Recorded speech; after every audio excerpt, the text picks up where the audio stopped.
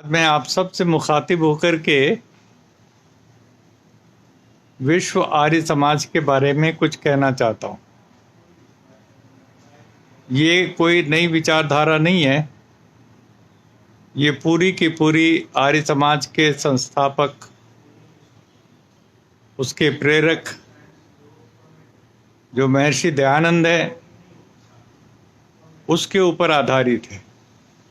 महर्षि दयानंद ने 10 अप्रैल 1875 में जब आर्य समाज की स्थापना की, तब उस समय मुंबई में और मानक जी का जो बागीचा था पारसी का, वहाँ पर उसकी स्थापना हुई। और उसके साथ उन्होंने कोई 27 नियम भी बनाए थे। बाद में उन्होंने उसमें देखा कि बहुत सी बेकार की चीज़ें हैं, उन सबको काट छांट करके लाहौर में जब वो रहे 40 दिन के प्रवास में, वहाँ वो डॉक्टर रहीम खान अंसारी के घर पर बाग में टिके थे। वहाँ प्रवचन भी करते थे और दिन में समय निकाल करके अपने 27 नियमों को काट छांट करके उन्होंने 10 नियमों में बदला। ये 10 के 10 नियम पूरे विश्व के लिए, एक एक मानव मात्र के लिए हैं। इसमें किसी तरह का कोई भेदभाव नहीं है।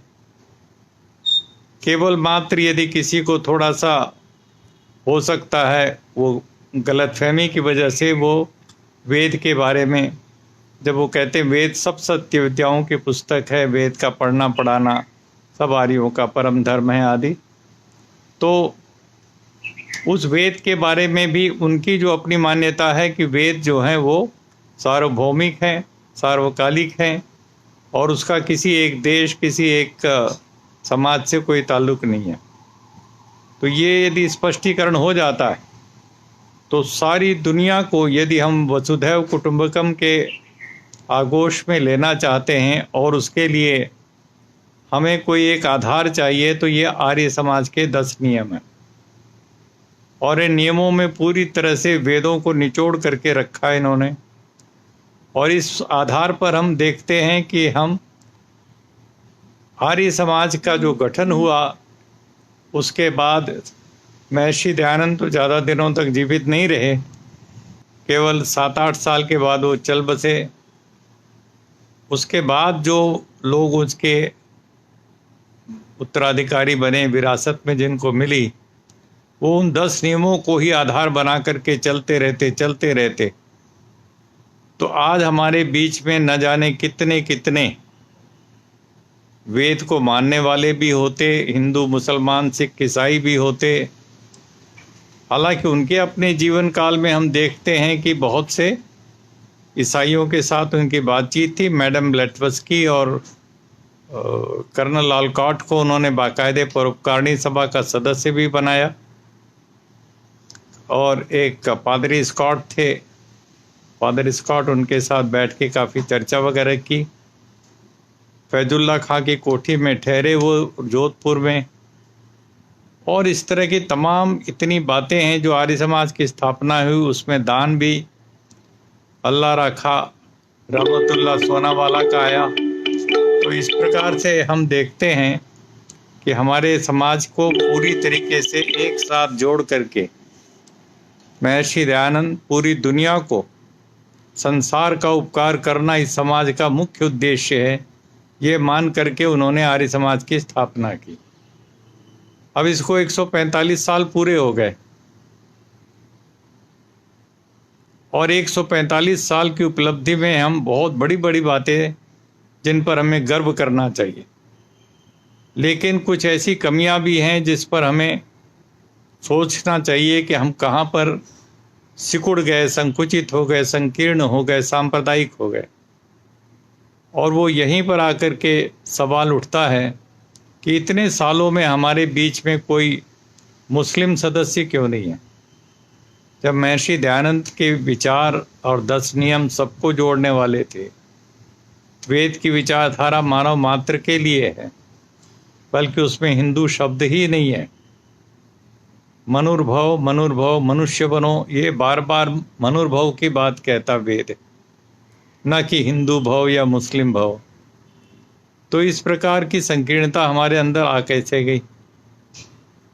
जब हम बातों पर विचार करते हैं तो एक सवाल और उठता है कि आज कोई 20, 22, 25 देशों में आर्य समाज की शाखाएं, अन्य देशों में, भारत के बाहर, मैं फिजी में भी गया हूँ, ऑस्ट्रेलिया में आर्य समाज में गया हूँ, और न्यूजीलैंड में गया हूँ, मॉरिशस में तो खैर बहुत सी आर्य समाजें हैं, केनिया में, साउथ अफ्रीका में और गयाना में, मैं और अमेरिका वगैरह सब जगहों पर, लेकिन हॉलैंड में, लेकिन मैंने कहीं पर भी उस देश के मूल निवासी को आर्य समाज का सदस्य नहीं पाया। मूल निवासी से मेरा मतलब कोई अफ्रीकन और कोई ऑस्ट्रेलियन, कोई जर्मन, कोई जापानी, कोई ब्रिटिश, कोई अमेरिकन। ऐसा क्यों हुआ? क्यों हम संकीर्ण बन गए? केवल हिंदू पृष्ठभूमि के लोग, और उनमें से भी कुछ थोड़े से जो प्रवासी हैं, हमारे अप्रवासी, भारत के बाहर रह रहे हैं, उसको लेकर के वो लोग चल रहे हैं। इस कमी को यदि हम दूर करना चाहें ईमानदारी से बैठ के, तो हमें प्रयास करना चाहिए, और वो प्रयास हमने किया। और हमारे सामूहिक एक तरह से अध्यक्षता मंडल में, जिसमें राम मोहन राय जी भी शामिल थे, विट्ठल राव जी जो पूरे हमारे सार्वदेशिक सभा के महामंत्री हैं वो थे, हमारे डॉक्टर वेद प्रताप वैदिक जी भी थे, और कई लोग थे, स्वामी सत्यपति जी थे, सतपति जी नहीं, वहाँ के उड़ीसा के सत्यवेश, ये क्या बोलते हैं, खैर ये सब हम लोगों ने मिल करके वहाँ कोई 50-55 के लगभग इकट्ठे हुए, और वहाँ पर हम लोगों ने ये तय किया कि हम एक विश्व आर्य समाज का गठन करेंगे, और विश्व आर्य समाज में सबका स्वागत होगा। कोई भी मनुष्य कहीं पर भी आर्य समाज के 10 नियमों के प्रति अपनी आस्था व्यक्त करता है कि हाँ, मोटा मोटी मैं इन सब नियमों से सहमत हूँ, और उससे भी ज़्यादा महत्वपूर्ण हमारी सप्त क्रांति।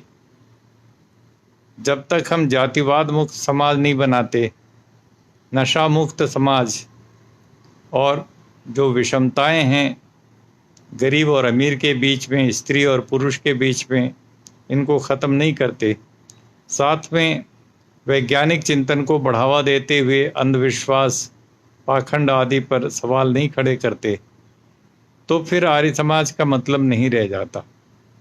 वर्तमान में जितना आर्य समाज हम देख रहे हैं अपने चारों तरफ, उसमें कई तरह के अंधविश्वास और कई तरह के इस प्रकार की विचारधारा शामिल है, जिसमें आर्य समाज के नियमों के प्रति भी कोई आस्था नहीं।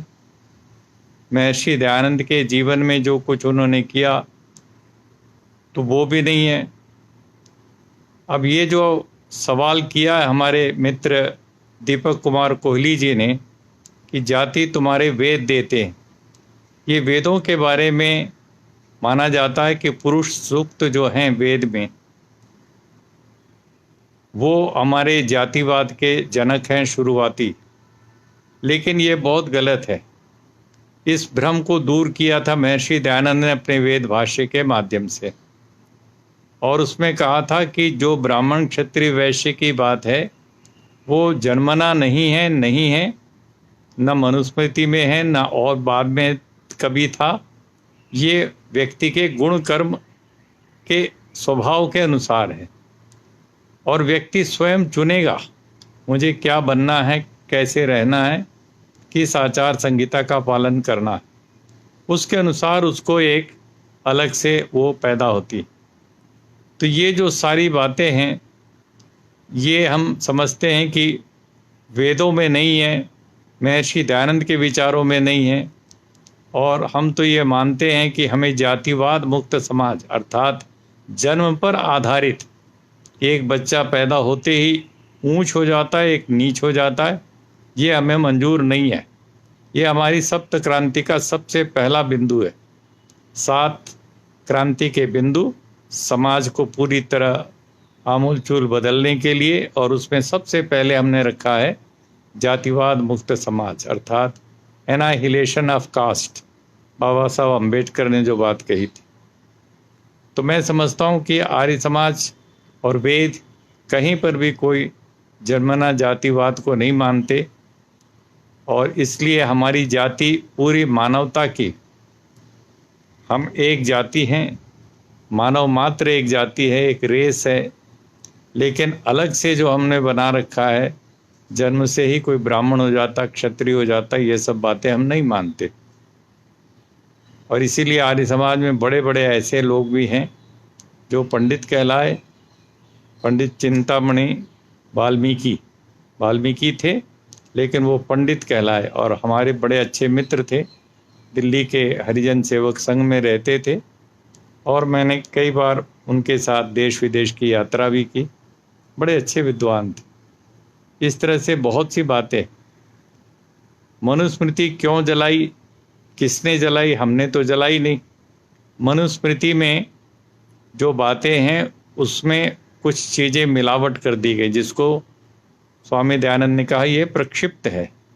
ये मनु ने नहीं कही थी। मनु ने तो जन्मना जातिवाद के बदले गुणकर्म स्वभाव पर आधारित वर्ण व्यवस्था की बात कही थी। वर्ण कहते हैं व्री वृणोते चुनना, आप स्वयं स्वतंत्र हैं, क्या चुनते हैं आप, न कि हाँ ये बात ठीक है बाबा साहब ने जलाई, बाबा साहब को जलाना नहीं चाहिए था, उसका जवाब लिखते। और मुझे विश्वास है कि बाबा साहब को महर्षि दयानंद के विचारों का बहुत पूरा पता था पहले से। वो तो आर्य समाज बम्बई के किसी एक उसमें रहे भी हैं, 3 साल तक वो उनका पोस्टल एड्रेस भी रहा है।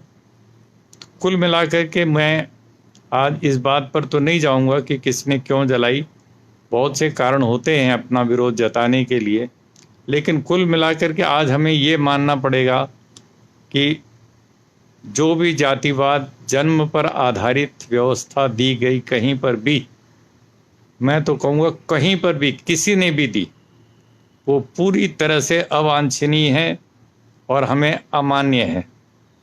हमको एक बार भी उसको नहीं सुनना चाहिए।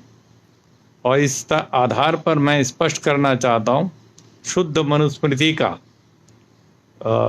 सृजन हो चुका है, और हमारे बहुत बड़े विद्वान डॉक्टर सुरेंद्र कुमार जी ने, जो गुरुकुल कांगड़ी वाइस चांसलर रहे हैं यूनिवर्सिटी के, उन्होंने बाकायदे एक एक बात जो जातिवाद के समर्थन में है जन्मना, उसमें से उन चीज़ों को हटा करके उसका 6 तरीके से विश्लेषण करके जवाब दिया है कि क्यों ये गलत है। ये मनुस्मृति से, और स्त्रियों के सम्मान के बारे में भी जो बातें वो भी निकाल करके सारा का सारा उन्होंने लिखा है। तो मैं इसके लिए बहुत अच्छी तरीके से जो बातें हमारे ग्रंथों में आरोपित की जाती हैं वो प्रक्षिप्त अंश हैं। और ख़ास करके मैं तो कहता हूँ यदि कोई मनुस्मृति कहीं पर भी लिखा है तो आर्य समाज की मान्यता तो केवल वेदों से जुड़ी है, और वेद हमारे लिए सर्वमान्य होने चाहिए। और वेद से मतलब है ज्ञान, और ज्ञान से मतलब है ऐसा ज्ञान जो मानव मात्र के लिए एक जैसा है, सार्वकालिक, सार्वभौमिक है, सार्वजनीन है। और इसके बावजूद भी यदि किसी को लगता है कि वेदों में ही ये कोई गलत बात है तो उस पर हम बातचीत करने के लिए तैयार हैं। तो मुझे ऐसा लगता है कि अब ये सब बातें जो आप बता रहे हैं, ब्रह्मा ने ये किया वो किया, ये बातें कोई शोभनीय नहीं है। आप पढ़िए जरा सा कुछ तैयारी कीजिए, कुछ समय निकालिए, तब जा कर के आपको सही बातों का अंदाज लगेगा। जिस रूपक अलंकार और किसी उसमें ये सब बातें आई हैं वो उसके अर्थ बिल्कुल अलग हैं। उसका अनर्थ किया था सायण के भाष्य में, महीधर के, उवट के, और महर्षि दयानंद ने उन सब का मजाक उड़ा करके कहा कि ये बिल्कुल गलत बातें हैं, वेद को बदनाम करने वाली बातें हैं।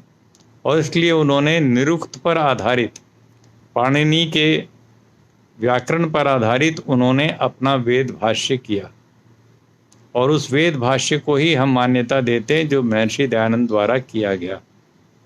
इसलिए मैं आपसे फिर एक बार कहूँगा कि हम ज्योतिबा फुले की बात जहाँ तक है दीपक कुमार जी, मैं आपको बताना चाहता हूँ कि जब वो 21 प्रवचन दिए पूना में, बम्बई में स्थापना की 1875 के 10 अप्रैल को, और जुलाई में ही वहाँ पहुँच गए पुणे में। उनको निमंत्रित किया महादेव गोविंद रानाडे आदि लोगों ने, बड़े बड़े विद्वानों ने, और वहाँ उनके 21 प्रवचन हुए। और उन प्रवचनों के दौरान उन्होंने जन्मना जातिवाद का और इन सब का खंडन किया। तो उससे ब्राह्मण वहाँ के नाराज हो गए पुणे के, और उन्होंने एक व्यक्ति को उसके मुंह में कालिक पोत करके गधे पर बैठा के गले में और उसकी माला डाल के जूतों की, और उसका जुलूस निकाला। उसका नाम रखा दयानंद। वो व्यक्ति जो था दयानंद जी किसी जगह ठहरे थे, उनके लोगों ने कहा जी आपका बड़ा अपमान हो रहा है। बोला नहीं, मेरा तो कोई अपमान नहीं हो रहा। बोले उसका ऐसा ऐसा जुलूस निकल रहा है। उन्होंने कहा जो नकली दयानंद बनने की कोशिश करेगा उसका तो यही हाल होगा। तो इसलिए कभी मुझे नहीं लगता कि ये जो बातें महर्षि दयानंद पर आरोपित की जाती हैं वो सही है। महर्षि दयानंद जरूर चाहते थे मानव मात्र को एक करना, और उन्होंने कभी भी मुस्लिम, सिख, ईसाई, जैन, बौद्ध, बहाई, उनके धर्मों की यदि कहीं कोई समालोचना की भी है तो बार बार ये कहा है कि जो वेदों के अनुसार है वो सब मुझे मान्य है। वेद और वेदानुकूल जितनी मान्यताएं हैं या महापुरुषों के जीवन में हैं वो सब मुझे मान्य है पूरी तरीके से। उसका नाम उन्होंने रखा था सर्वतंत्र सिद्धांत। तो वो जो बात कही वो हमारे लिए आधार है, और हम समझते हैं कि आर्य समाज को सचमुच में इसका पश्चाताप करना चाहिए कि हम इसको बहुत आगे क्यों नहीं ले गए। हमें कोशिश करनी चाहिए थी सारे दलित समाज को, सारे हमारे पिछड़े भाइयों को जन्मना जातिवाद से निकाल करके उनको हम बराबरी का दर्जा देते, बल्कि उनको लीडरशिप रोल में लाते। इसीलिए हमने विश्व आर्य समाज के गठन में गरीब हमारे जो बंधुआ मजदूर हैं, पत्थर खदान, ईंट भट्ठा मजदूर और इस तरह के तमाम लोगों को हम आगे ला रहे हैं, उनको सदस्य भी बना रहे हैं, और हम चाहते हैं कि धीरे धीरे उसको हम बहुत अच्छा वो बनाएं, और उसमें जितना सम्मान के साथ हम उनको आगे लाएंगे वही विश्व आर्य समाज का सही रूप होगा।